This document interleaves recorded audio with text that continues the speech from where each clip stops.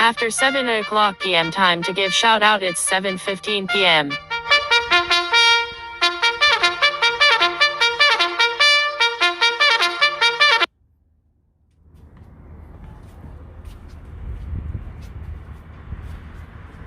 Hello! West Alameda! It's after 7 o'clock. It's time to give a shout out and thank you to all the frontline and the essential workers, to the doctors, the nurses, the longshoremen, the bus drivers, the truck drivers, the farm workers, those who work in the stores, the restaurants, the hotels, the postal employees, the teachers, the parents, the counselors. So please, if you can hear my voice, would you clap your hands, honk your horns, shout, make some noise! Yeah! Frontline workers! Thank you!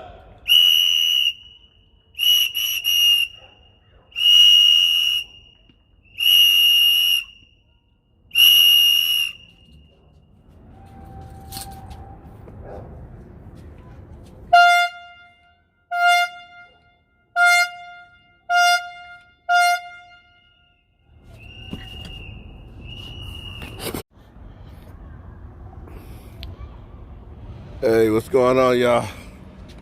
So, that gentleman there on the third floor, he's always come out here supporting me and stuff too, on the third floor. And there was a couple people out here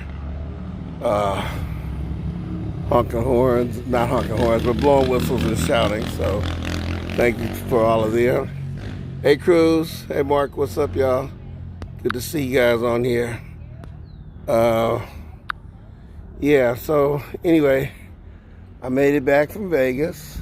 I'm back at home, back in Alameda, back on my balcony, doing my thing up here.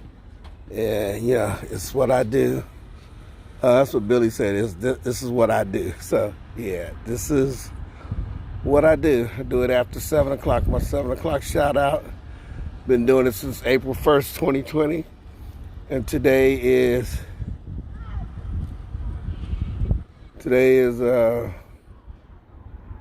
April 12th, 2021. So, yeah, that's what I'm up to. Yeah, I'll be, watching people see. Did they just leave that little kid there?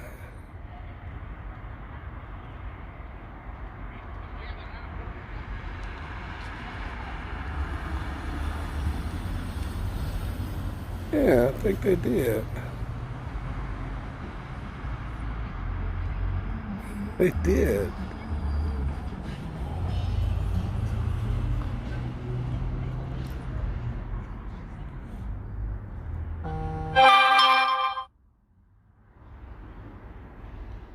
Okay, well,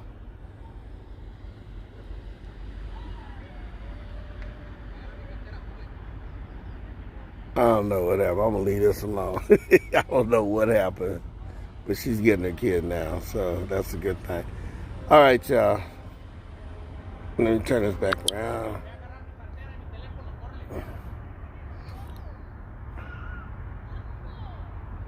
Okay, leave it alone. I ain't got nothing to do with that.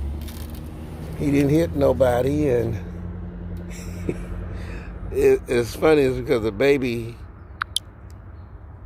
could actually come through the hole in the fence, but the baby wants to stay on that side of the yard and play.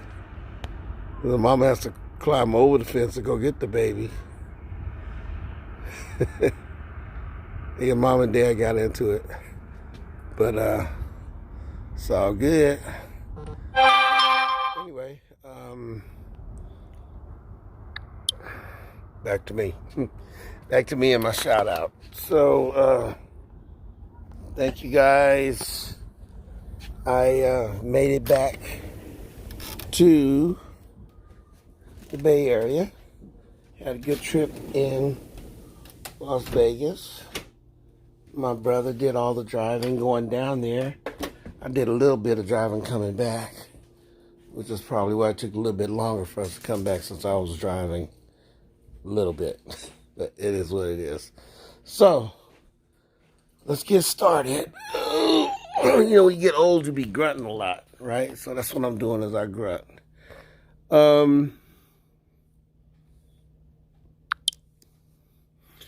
Today is day 377. That is a 7. The last time I actually used this board was day 371. So as you can see, I got lazy and I put a little line up there to make it look like a 7. I hate when I'm being lazy. Also, the April 6, 2020, that's what the death toll was in the world, 70,590. And here in the United States, 9,654. And I'm going to leave that until May 6th, or at least till May 2021. But today, April the 12th, 2,960,966 all over the world. Right here in the United States, 576,298. And I was unable to get the statistics for California for April 12th. And again, I've decided I'll just leave the April 6th date. You know, we'll be able to make that comparison. This is what what it was 6 days ago. And 6 days ago, that's what it was for the United States. And in California, that's what it was. So, I want to give, want to ask everybody keep in your prayers and your thoughts. Dante Wright, 20-year-old, was killed by accident during a traffic stop, Brooklyn Center, Minnesota Police Department. I should have put the police department, that's what it was. So, based on what happened in, at least from what I've been watching on YouTube, because, you know, I get all my information from YouTube. So, based what happened on that was that Dante Wright was driving his car, and he had expired license plate, expired registration. So, the police pulled him over, and they ran a warrant check, which is what the police do. That's what they do. They ran a warrant check on him. Dante called his mother, told his mother, you know, he's getting stopped by the police. And so the police got up, told him to get out the car, and they tried to handcuff him. And actually, you know what? Let me just see if I can just show you the video instead of me sitting up here trying to explain to you what's on the video.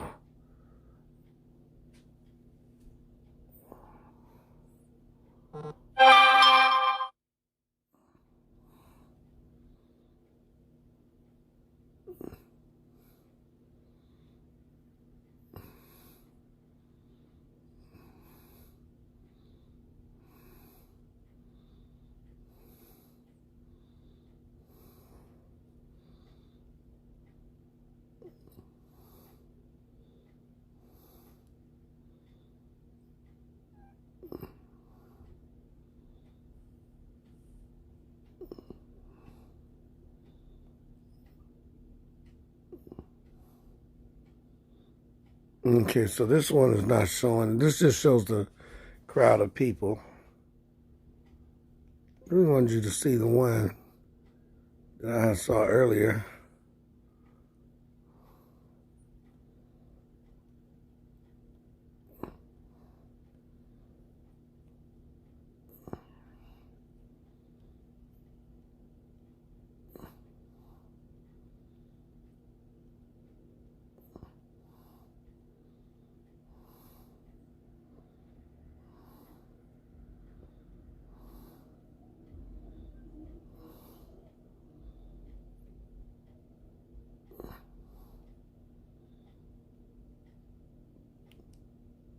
Okay. Well, not gonna be able to do it. I can't get on there, y'all. So anyway, my understanding of what happened was they pulled him out the car, and as they're trying to handcuff him, Dante tried to get back in his car, and when the police officer, it was a woman police officer, and according to the news reports, the police officer was a senior female officer. I don't know what senior means. That means like you're an older police officer woman, or are you older, like 40s, 50s? I have no idea what that means. Maybe if that means you have a lot of seniority or whatever.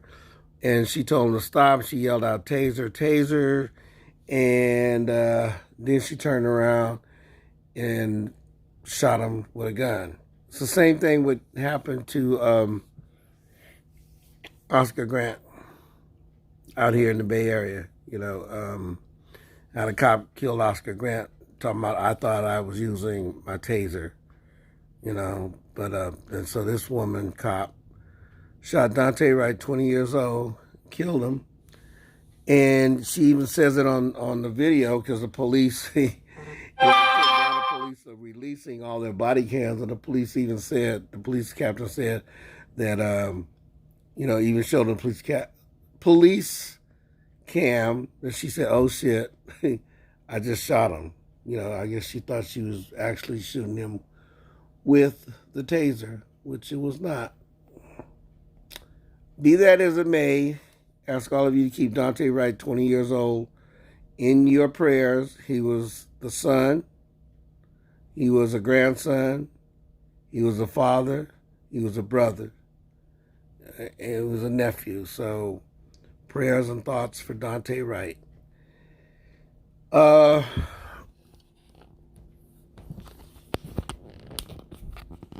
Fix this up.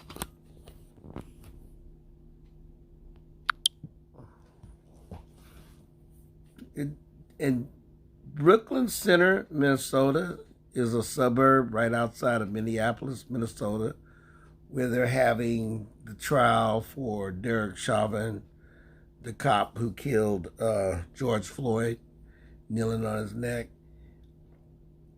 I would really hope that a lot of people would take the time to look at it. You can look at it on YouTube or whatever, regular TV, CNN. I would hope that people would really take the time to look at court proceedings, and all the evidence that's coming up, all the police who are testifying against a fellow police officer, although technically he's not a cop anymore because he got fired. Him and the other 3 cops got fired. One of the cops was Laotian, the other cop was black, and the third cop was white, along with Derek. But if you really, I think one part of the problem is we really don't know how the court system works. And this whole thing is really showing how it happens. Police have traditionally had qualified immunity, and the Supreme Court had declared that if you stop a person for a traffic violation, the police have the right to search for drugs and guns and any other kind of things, criminal violations or traffic warrants or whatever. The police have the right to do that. The Supreme Court also said that if you made a stop and it turned out not to be, anything that really warranted you making a stop, it was still okay. So the police have had this qualified immunity where they don't have to get charged for when they do something wrong. I'm hoping that, one, my hope is that they will find him guilty, Derek. 2 is I'm hoping that this will want people to go out there and change the system and make it different. Also, I was watching this whole thing about the crowd in Brooklyn Center, Minnesota. The governor was sitting up there saying, "Yeah, we got a 7:00 curfew, and if you violate the curfew, you're going to be arrested, and you don't need to come out here because all you're doing is you're just you're just making noise. You're, what's the word they use? So when a black person gets killed, people go out and protest that black person's death. Then all of a sudden we are praying, PREYING. We are taking advantage of the family of the victims who were murdered by the police, and all this other kind of stuff. Basically trying to divide us. And there have been reports of some families who are saying, well, you're making money off of our dead brother, our dead son, our dead nephew, or whoever the person is, by sitting up here going out there protesting and stuff like that. I personally don't see it that way because I go out and protest. At my age, y'all, I'm not going to be marching. I told you that already. But I will go out there and protest. And I'll go to wherever the protest is and protest. But that's what it is. But anyway, they're going to have riots. They got the National Guard called out. They're going to have all this other stuff.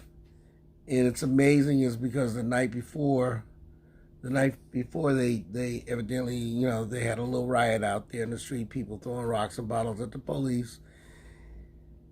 And it's like they always have all this show of force when it comes to us. Black Lives Matter protesters who are protesting against the murder and the brutality of our people by the police, regardless of what color those police are. And they come out real hard against us.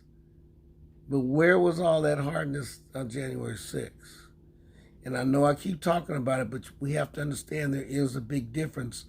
There is a big difference between how the police perceive us, how they treat us, and how they act towards us, and how they respond to us when we are protesting. And I have to say that for the most part, we protest nonviolently. Now, there are certain elements within the protesters who they come out with, especially when it gets dark, and they want to start tearing stuff up, and they want to start burning and looting and all that other kind of stuff. And that's wrong, because whenever that happens, I leave. I don't know if I'm too old to go to jail. I'm too fat to run from the police. I'm too fragile. I get hit by the police. This old 72-year-old fat man get hit by the police. It's a wrap. I can't do it. I can't do it. So I'm not even gonna try. I will go protest, but when they start doing things that I know ain't right, I'm leaving because you got to know when to leave, and I will leave. But that's just me. Anyway, that's all I want to say is look at the difference between how they treat us and how they treat them, whether it's police stops with the traffic stops or whether we've committed the crime of buying cigarettes with counterfeit $20 bill. There was an Army lieutenant who was driving his car in Virginia, and he had tinted windows, but he did have the paper license plate. It was a new car, had the paper license plate in the window, the back window. Police, put the siren on him. Homeboy ain't stupid. You should know what to do when the police pull you over. Go find someplace where there's a lot of light, where there's people, where there may be cameras besides the police cameras.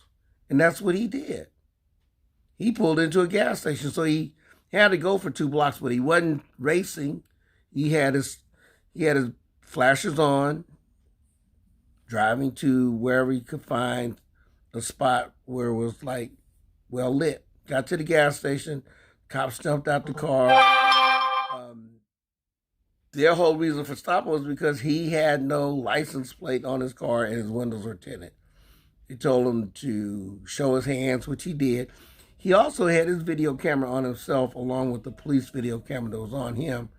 And they were like, show us your hands. He showed his hands. He kept saying, why do you And by the way, he was in his Army uniform. Not that that makes a difference, but he was in his Army uniform. And they told him to get out the car. And he said, no offense, but I'm scared to get out of the car because if I get out of the car, you're going to shoot me. And the cop was a Latino because he's like, last name is Gutierrez. And the lieutenant, the Army lieutenant, is black Latino. His last name was Lazaro, so he's African Latino, Afro Hispanic, whatever you want to call him. But he identifies himself, and that's how he identified himself on the YouTube was he's black and Latino. So anyway, he got pepper sprayed. The good news is the cop got fired. Gutierrez got fired, and the white cop is still on the job because the Latin cop was the one that actually did the pepper spray. I'm okay with the Latin cop getting fired. I just want to know why the white cop don't get fired because he was involved in it too. That's all I'm saying. You gonna do one of us, do them all. Do everybody the same. But that's just me. Hey y'all, I'm gonna get up out of here. Mabuhay, Amandla, Hokahe, Ashe, Harambe, Shalom, Assalamu alaikum, wa alaikum assalam, Wakanda forever, for sure, all that other good stuff. Y'all stay safe, stay strong, wear that mask. I'm wearing a mask every time I go out. And I had a good trip to Las Vegas, spent time with my family down there. Didn't win no money, but I'm not a gambler anyway. But it was a good time. And I had a chance to bond with my brother because it was a long ride down there and a long ride back. So to my brother, thank you. Thank you, my brother. I love you. And I'm out of here, y'all. Stay safe, stay strong. Peace.